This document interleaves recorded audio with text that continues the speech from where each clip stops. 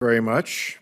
Appreciate the witnesses being here. Let me start by asking Ms. Quinn. I'm sorry, I've been in the Judiciary Committee, so if you've already gone over this, then I may be asking you to duplicate. But could you just give us the sort of summary overview of how it is that Federal 529 plans, as currently structured, do less for families who need help the most? Why is it that they deliver greater benefits to the better off? And how does a dynasty so-called 529 plan work? Sure. Thank you very much for the question, Senator Whitehouse. And let me say that I'm familiar with the College-Bound Rhode Island program. That's going to be my next question. Oh, excellent, as well as the Providence Promise. So good work happening in your state. So to answer the question about federal 529 plans, what I can do is speak to Maine's experience. And our experience has been that some families, especially those without prior experience with 529s or investments, can find it challenging to open an account, right? So it's uncharted territory for them. They're not sure they have the money to save. They don't know that 529s exist or kind of why they're there. And it doesn't sound like something that families like them do. So those are all barriers to entry, right?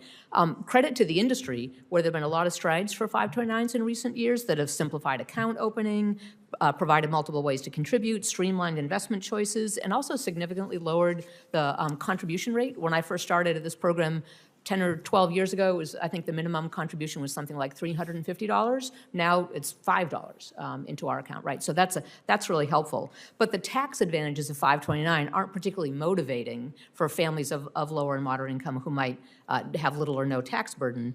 And the other thing is that because they have smaller dollars to invest, families of smaller means will tend to be more conservative with their choices. They want to make sure the little bit of money that they have to invest, that they don't risk losing that. So they put it in something, even within a 529, as close to a savings investment choice as they can, whereas wealthier families who have more income to use are investing more, and they're choosing not necessarily riskier portfolios, but maybe even just an age-based portfolio that would be better balanced. And so that's the kind of thing that can contribute to that inequality over time.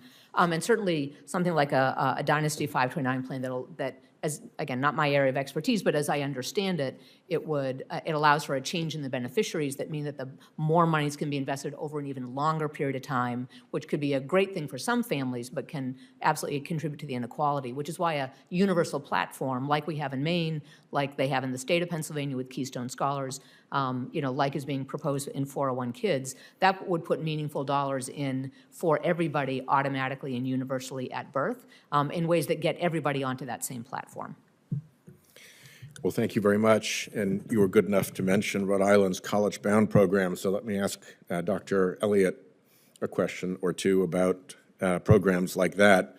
By the way, my recollection is that the College Bound program was the creation of a dear friend and former state treasurer, Paul Tavares.